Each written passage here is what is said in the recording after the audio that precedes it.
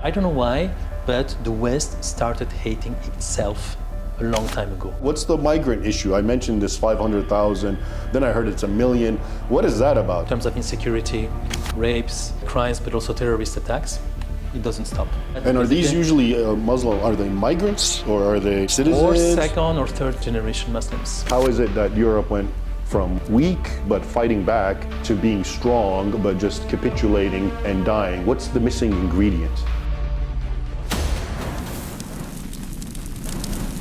Okay, Rodrigo, thanks for joining me, and let's get right into it. I'm very happy that amongst all the Europeans I'm meeting, you're a Spaniard, because in my field of work and in my writings, historically, Spain often comes up as a microcosm of my field of interest, which is Christianity and Islam, conflict. So, of course, Spain itself has its own long history in the context of the Islamic conquest and then the Reconquista and so forth. And in many ways, when I look at Spain today with what's happening in the migrants, and I think, the news is something like they just gave 500,000 illegals like a free pass, and you can elaborate on that. Spain is really one of those nations that gives life to the old adage that those who forget history are doomed to repeat it, because they did have such a deep history with Islam.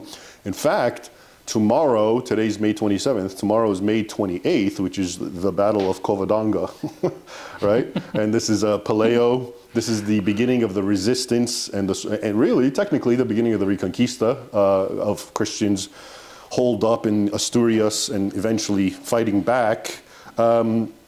So I find it very interesting. I've really looked into Spain, its history. I've studied a lot. I've written a lot about it. And it is really one long crusade and jihad for many, many centuries, okay? And of course, we're talking about the Reconquista, which I'd like you to talk about too at some point. And in that background, because that's what makes Spain to me a little more unique than most other European countries. A country like Norway doesn't have an Islam history. Spain has literally from the year 711 until 1492, but even after that, because there were still Moors who got expelled in the 16th century.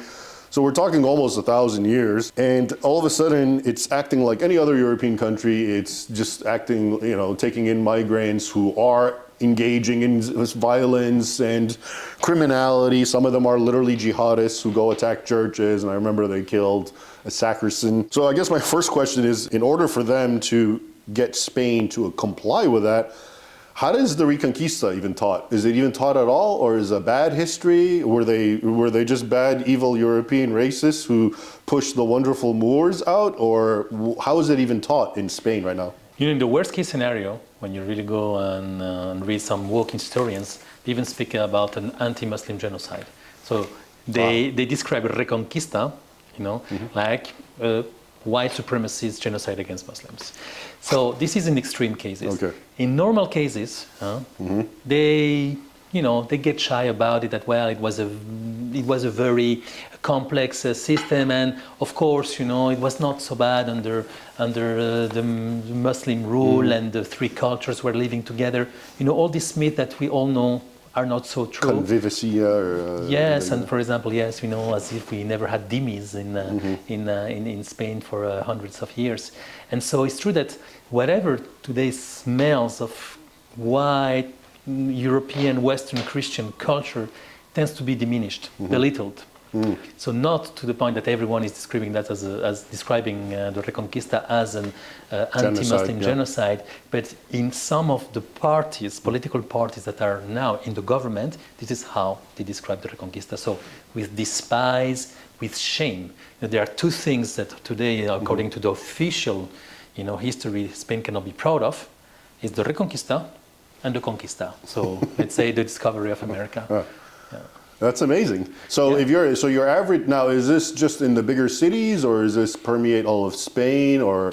Well, it's the national education. Also, in Spain, national education means regional education. You have some separatist regions. The separatism tend to be very leftist political movements. So again, they live as well from the self-loathing, from despising their own culture. And so it depends. Sometimes, you have crazy Catalan historians claiming that Columbus was Catalan, as we all knew he was. And but then on the other hand, they say, oh, look at those Castilians and those Spaniards. They basically, expelled the Muslims and conquered in a bloodbath America. The Which conquistadors, which of course it's. I think the conquistadores rather saved. Yeah. A lot of cultures from the Aztecs who were cannibals. I know cannibals at least, yes, to say it mildly. So in other words, it almost seems that if anything, because Spain has that long history with Islam, it's getting hit on the head even harder by being told, yes, see, you're all horrible. It was a wonderful, it was multiculturalism and and also there is another aspect is that objectively, Muslims built beautiful things in Spain that have never been destroyed, especially under the Umayyads dynasty. I mean, Cordoba is objectively a beautiful city. Not only Muslim, also, Christian. But again, for example, unlike Hungary, where the Turks didn't build almost anything, in Spain they did. And so you still have this image of sophistication, luxury, aesthetics. I have an analogy for that because I know exactly what you're talking about. Oftentimes when they say the golden age, they'll point to what you're saying, this wonderful architecture, and then it's assumed that because they had advanced architecture, they were also an advanced, very progressive, diverse society. That's the assumption, because how else could they have all this great opulence? But my answer to that is very simple. All you have to do is go look at an Islamic nation that is rich, like Saudi Arabia or a lot of these Gulf nations. And if, hundreds of years from now, if civilization's over, you're going to see these skyscrapers that are amazing. And but for you to think, oh, look how great their architecture was, therefore they must have been tolerant and open-minded, etc. We know that's not the case. So that's what I believe was happening in Spain. Yes, of course they had all that, but under the Umayyads and the Cordoban Caliphate, that was like an emporium of white slaves too. So it wasn't what people think it is. In that sense. Absolutely. For example, just to give you a concrete example, if today you go to visit Cordoba and you take one of the official guides, they will probably give you a very, very anti-Christian version of the cathedral, because the cathedral was built on a mosque. Yeah, but who is going to tell you that the mosque was also built on a church? For example. They don't tell you those things, and so they have this very coward reflex, which is almost a psychological conditioning. It's a Pavlov reflex to always speak positively of something that was much more complex and often very negative. Yes, they always put the best spin on whatever Islam's role is, and the worst spin on Christianity's role is essentially it. Okay, so how in Spain, and before we move on from Spain, what's the migrant issue? I mentioned this 500,000, then I heard it's 1 million. What is that about? Are they just, these are all just illegals that came from North Africa on boats and now they're just going to give them citizenship? Well, it's going to be more 1 million, if not 1.5 million, than 500,000. Because why? What happened is that those irregular migrants, once they get regularized, they're eligible for family reunification. And so that's why at the end of the day, it's going to be much more than the 500,000, 600,000, 700,000 that there's officially recognized, but actually it's going to be many more because of that, and also because a lot of other migrants are coming from other EU member states saying, oh, what, we can get papers for free almost? We just have to prove that for 5 months we are here and that's it. They're rewarding illegal behavior, which is going to prompt more illegal behavior. It's exactly. Amazing. And so you have also migrants, illegal migrants that are now currently in France. They come, they get their papers they stay 6 months until they get the papers and then they go back. So it's also a problem for the other member states of the European Union, so they complained a lot about that. But the only difference is that most of those illegal come from South America. So factually it's only like, I would say 20%, coming from Morocco, a bit Algeria. Oh, really? As well. The majority of the migrants in Spain are from South America? Absolutely, yes. That's pretty far. Why aren't they going to the US? It's much closer, right? They speak Spanish. Yeah. Okay. Cultural affinities, linguistic affinities, even religious affinities. So, if I have to compare now Spain and France, for example, I would say that Spain, when it comes to migration and the problems related to migration, Spain now is lagging 20, 30 years behind France. Although it's like fast track, catching up. But it's true that the only thing that makes Spain, like a bit more positive situation is that at least the majority of the migrants come from a similar culture. And again, we used to be cousins, if not brothers, for 300 or 350 years. And the fact that you speak the same language, share more or less the same religion, and have similar culture at the end, makes your integration easier as well. But still, yes, Muslim migration is also becoming a problem, of course. How is it in France? So let me first say about France that, as you know, France has, if not the largest Muslim population, I believe, of Western Europe, which is saying a lot. I think maybe Britain and Germany compete with it, but I think France has one of the biggest and oldest. And in fact, because it is one of the oldest, especially I think from Algeria, I'm wondering, so how successful has assimilation been? Because they've been at this for many decades. And the last point I'll make is I follow these stories closely about migrants in Europe and the conflicts and the problems. What I find very interesting is I rarely read anything coming from France. And I'm wondering, is that because there aren't problems? I know there are, because the people I talk to me tell me it's horrible sometimes, especially in Paris. So I'm wondering, is there like a clampdown on the media where they intentionally are suppressing all the negative, publicity of what's happening when migrants are involved, just so it doesn't look as bad as it really is? Well, this is the case less and less, but still very much. I just give you a little anecdote to show you the magnitude of the problem that they have in France. 6 years ago, you had the Home Affairs Minister of Emmanuel Macron, so really not a fascist. He was actually a socialist guy. He was the mayor of the second largest city in France, Lyon, and he spent 2 years. He served 2 years as the Minister of Home Affairs. When he left, he said, "Guys, we have basically 6 years to fix the situation.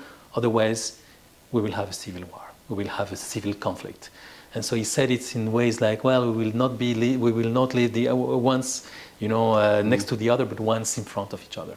And then he clarified what he wanted to say, and he meant a civil conflict. And that was 7 years ago or 6 years ago. This guy died in the meantime. And he was, again, a politician who had the head, the feet on the ground, because he was the mayor of the second largest city. So that gives you an idea. And ever since, it just got worse and worse and worse.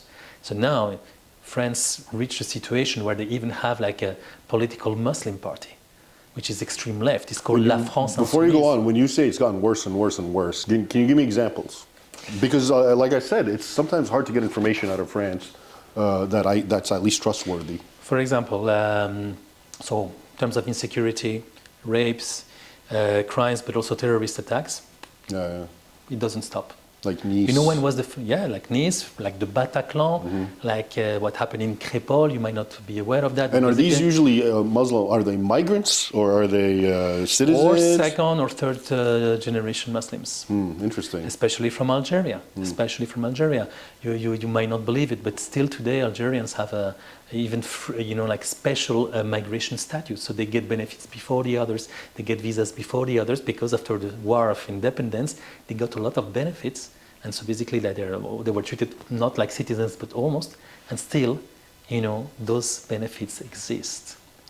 No president, no French president dare to scrap them. And so that's one example. Another example is that it went really undercover in the press. But 2 years ago, they dismantled the criminal network, a jihadist network. They wanted to attack, the next big attack. They wanted to launch it on a rural small village, because they understood that it will take half an hour to the police, to come and show up. So that went undercover. Have you heard about it? No, I didn't. So this is an act of war. This is an act of war when, a terrorist group goes and would have probably butchered the whole village. You can butcher 400 people in 45 minutes. Of course. You can and I'm sure that was the plan. Yeah, that was the plan. And those things, for example, were not aired in the press. You mentioned the Algerians especially, and I find that interesting because I think what you're trying to say is that they sort of have an overly privileged kind of mentality, and if anything, the government accedes to what they want. And I don't know if you're familiar with this, but I think at the beginning of the year, the Algerian government, it's amazing, passed a law asking for reparations from France. Absolutely, yeah. And why I find that, again, mind-boggling is because Algiers is where they had for 3 centuries, there were slave raiders who were enslaving Frenchmen and Spaniards and Europeans for centuries. Okay, so it just, the double standards, you do that for 3 centuries, the French come and do what they do, but then they give you, like you said, all these rights in France, and here you're complaining and saying about reparations. It's just well, the Algerian regime basically, its only legitimacy is that those are the heirs of the people who won the independence war. Actually, they did not even win it. They won the independence, but not the war. Right. And so what happened that those guys, they cannot run the country, a country that has gas, petrol and stuff, and is still very, very poor. They just keep hammering this independence, anti-colonialism, and hatred for France. But the problem is that instead of France saying, you know what, we had enough of you now, go to hell, no visas, no specific regime, no medical assistance, nothing, the French government, not this one only, also the others, interrogated this self-loathing reflex and also this complex of inferiority. And instead of saying, we had enough now, you know what, we're going to cut out all this crap. Instead, they show a lot of weakness. When you show weakness in those situations, Raymond, you're done. So I'm glad you mentioned this, showing weakness and the exploitation that comes thereof. Can you elaborate on that? And especially in the context of one of the themes that I'm looking at as well is, I look at Europe historically, and I see oftentimes it was weaker than Islam, because especially depending on what era, but oftentimes it was definitely weaker than those large empires, the Ottoman empires and so forth. And they still managed to fight back, and they had enough heart and grit to actually go to war, because they had something to fight for and to live for and to die for even. Okay, their faith, their family, their culture, their civilization. And so in that context, we fast forward to today, and what we see is Europe is actually much more powerful than Islam, physically, materially. Economically, militarily, technologically, in every way. And yet, it is now being terrorized and beaten, and it's conceding, and it's appeasing, and it's apologizing for itself. It's demonizing its own history, its own heritage. It's exalting the Muslims, even by lying and making their history look better. And of course, all the policies and the freebies that they get. So what is that? What has happened? How is it that Europe went from weak but fighting back to being strong but just capitulating and dying? What's the missing ingredient? Well, the software of Europe, it's a psychological disease. It's the May '68 mindset, basically. So this is something that doesn't only happen in Europe. By the way, in the U.S., I would say that before Trump's victory, you were exactly heading on, in the same direction, exactly in the same direction. I don't know why, but the West started hating itself a long time ago, and they're still caught there. And again, what country, what civilization hates itself much as the Western civilization today? And which, I don't know. Which civilization has done much more for the world? Yeah. This is why people come to the West, right? Exactly. They can hate it, but they come to the West because it's obviously better. So why does the one civilization that's done so much and created so much is the one that hates itself? There is a type of narcissism even in being, when you're really narcissist, you want to be it for everything. Even you want to be the only one who is evil. I was the only one who committed slavery. Are we sure about it? This is nonsense. We all know. We all know that the only thing that really, distinguished the white people is that they were the ones abolishing slavery, while the others continued it until a couple of decades ago. And still underground. And still underground. When I was born, slavery was still legal in Mauritania, for example. And again, you mentioned that. What is the past of Algiers? Algeria was basically like a pirates. A cave. Exactly. This is what they were. And everyone seems to forget that. Even the UN, have you seen this shameful declaration where they declare basically that the slavery is only something done by white people against black ones? The UN. They literally said that? In the resolution, it was voted by the majority of the countries. So slavery is only something whites do to blacks or the darks? Basically, they only refer to the transatlantic That's the only time that slavery happened? Yes, exactly. The UN said that. So maybe it's time to defund the UN a little bit. Their salaries are extremely high. But yes, they voted that. And this is the mentality that you have today. And you know what? Let me give you a very concrete example of how they are conceding in France. You know where? In schools. In schools, for sure. In education, you should read a book called The Lost Territories of the Republic, published 20 years ago already by a Jewish author, and he gives endless examples and anecdotes. How many teachers today in France don't dare to speak about, for example, the Holocaust or even the colonies, the conquest, because you have 80% of your class is Muslim, for example. They're going to boo you, they're going to harass you if you do that. And so you stop speaking about those things. So what's the paradox in France? That when a mayor in a small town wants to, to put a nativity scene for Christmas, then the laïc, like the very secular people are going to attack him. No, we are in a secular republic, don't do that. But in the meantime, they accept Ramadan, they accept halal food, they accept all the major religious concessions. Why? So this to me means they just hate Christianity, because if they hate religion, they would be against both, right? Why is it always, attacking innocuous Christian symbols, but then allowing, more aggressive forms of Islamic practices to go on? Because it's foreign, because it's exotic. When you hate yourself, everything else is better but yours. It's almost like a teenage mentality. Remember when you're 13, 14, 15, and suddenly your parents are losers, and any other parent in school, in the block, whatever is better than yours, are cooler than yours. This is what is happening now with the West. But unfortunately, it's not a teenage, because that's been already for 60 years. But why is it only in the West? This doesn't happen in other civilizations who have a lot to be embarrassed about. Okay? Other civilizations who don't have anything to be proud of and have a lot to be embarrassed about will still venerate their ancestors, will touch up history and make it look a lot nicer. So, and to me, that's not laudable, but that's normal. That's natural. This is what humans do. It's adult behavior, not teenage behavior. Yeah. When you're an adult, you look back at your family and you recognize that there were some problems. Still, you love them. Yes. When it comes to your country, you cannot be a child forever to think that your nation is the best in the world, but you cannot be a teenager forever and to believe that and to hate them for the rest of your life. You need to be an adult. Nations are supposed to be adults. And when you look back at your nation with an adult point of view, first you love it, and then with some discernment, you're going to also understand that some things were bad and some things were good. But to reach this level of self-loathing, do you have any precedents in history? No, and that's what I mean.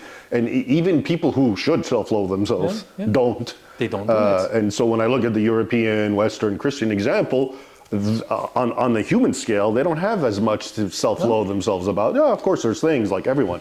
But why is it them who are? Is it organic? Is it just something within the culture, or is this being geared somehow? Is it being manufactured, and is it by design? Because it's so extreme that it's hard to imagine it's just organic. No, it's also true that in Western civilization we have the cult of reason, the cult of self-criticism, which gave us so much success, and was a good thing. It gave us intellectual superiority even. For example, if you read the testament of the Spanish Queen Isabel la Católica, so the queen who conquered America, you will find already beautiful jewels of the beginning, the embryo of human rights, basically saying that all Aborigines, all Indians were exactly like citizens of the Spanish Empire, like the real Spanish were. And you will find, for example, also a lot of controversies about are we doing that well or not. Spain was the first empire in the world who said, wait a minute, we're going to pose it just to see whether what we're doing is right or wrong. So that's one sign of Christianity. Christianity is a very rational religion when you think about it. It's very open to self-criticism, and that's a very good thing. But without those roots, this reflex, this very healthy reflex, becomes a stupidity. Becomes at the end of a woke stupidity where you want to be the only one being bad. You're so narcissist. And also, I think we are also the children of prosperity, Raymond. And when all your material problems are solved, what happens? You stop having kids, you stop having responsibilities, you look at your belly button, you say, oh, am I a woman or a man or a romantic bisexual of today? And this is what is happening. At the end, wokeism is the disease of white, liberal elites from big cities, And so this is really like the perfect recipe of people who have no intellectual traditions, they have no intellectual honesty, they have been contaminated by this rubbish of French theory that was a big rubbish, but when it was vulgarized, it was even worse. And at the end, they have nothing, they have no religion, they replace it with a fake, stupid, cretinist, secular cult, beliefs, let's not call it a religion. Okay, so in connection, this is connected, of course, to what we're talking about, but we sort of alluded to it, but right now you did too, especially the sexual confusion okay, the woke virus in the way it manifests itself through sexual, perversion, I call it, but okay, confusion. And it's gotten to the point, it seems to be, this is one of the most insidious aspects, but the complete attack on masculinity and femininity, okay? And it's really, in other words, I've always said, if you want to control a society, you want to destroy it, well, the first thing you have to do is emasculate the men. Because if you have real men, they're not going to put up with this. But if you can control them, if you can make them think they're women, if you can make them dress like women and act like women, okay, yeah, you're going to control this society very easily. And if you do that, especially with boys when they're very young, and you strip them from ideals of heroism and virtue and that sort of thing. And it seems to me that's also one of the things that is happening. That's why I say it doesn't seem like it's just a matter of this sort of extreme narcissistic, I hate myself, I want to be the only one that's, most hated. It's like a concerted effort to just completely destroy a civilization by attacking its fundamentals. I mean, sexual identity, the most basic normal thing that a child understands right away. He doesn't have to be taught it. And now you have people, there's a congressional hearing and, they bring an expert woman and she can't even define what a woman is. Yeah. Okay. I mean, we've gone to that point. So, can you speak to that, especially the attack? And this is why, initially I was going to ask you about this sort of attack on masculinity, which you see definitely in the West. Again, it's not happening anywhere else. But you really can't talk about masculinity without femininity because they're both under attack in separate ways. So do you see that also happening in Europe, and left out of this calculus is, of course, the migrants and the Muslims who are allowed to become and to be toxic masculine and patriarchal and all of that sort of thing. So that's a very bad mix. You have I was talking earlier, you have Germany where every man there is just so full of guilt and is trying to be as passive and agreeable as possible. Then you bring in the machismo Muslim mentality. And they push him around, and so it's all of that is becoming a complete mess. So what do you think? You have some German judges that are not even sentencing some rapists because say, well, we have to understand their own culture.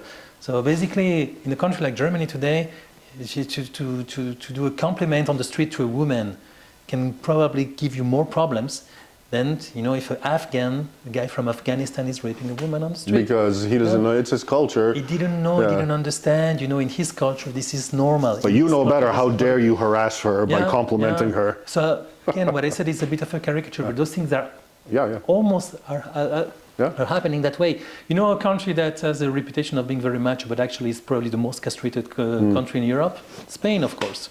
In Spain, wokeism expresses itself especially through gender, feminism, like crazy feminism, and the absolute castration of men. This is today like the most salient aspect of wokeism in Spain, more than race and also trans. We are doing sadly very, very well on trans as well. Again, we have extreme leftist people in the government, and this is what they are doing.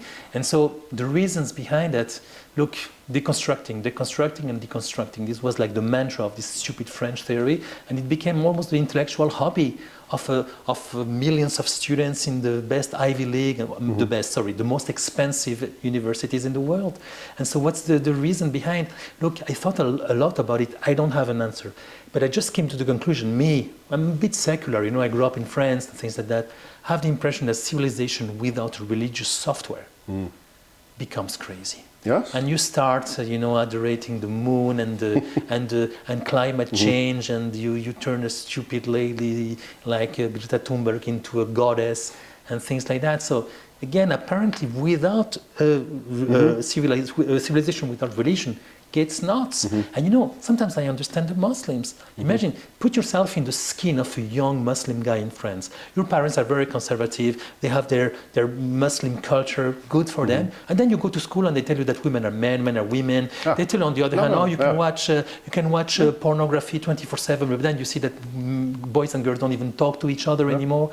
You see, this world is crazy. This is a decadent West. And then you go back home, you're totally confused. Then comes a Muslim Salafist preacher and say, boy, come to me, I'm going to explain you the world. The world is very simple. It's this, and that. And you stop being confused, you recover trust in yourself, you recover also a lot of lucidity, and you become a good radical Muslim. And again, who are they to blame? Not even that. Even Westerners turn to Islam because their own religious tradition has been neutered. Yeah. They have nothing to fall on. So even to them, that's appealing because it's black and white and it makes sense. Imagine also a woman. I mean, if she a Western woman, she will be despised. She will not be treated like a lady. She will be hooked on and things like that. And say, but if you put a veil, you will be part of a community that will respect you. It makes sense. And it makes sense somehow. It makes sense. Not necessarily. I mean, the logic makes sense, which is, okay, forget about the veil, but don't dress promiscuously. Yeah. At least be conservative, dress modestly. Western European women did for a long time do that. So it's the same mentality. It's the same basis, which is why, yes, in many ways, I think Islam has more appeal in the context when you throw it in sort of hedonistic Western European culture.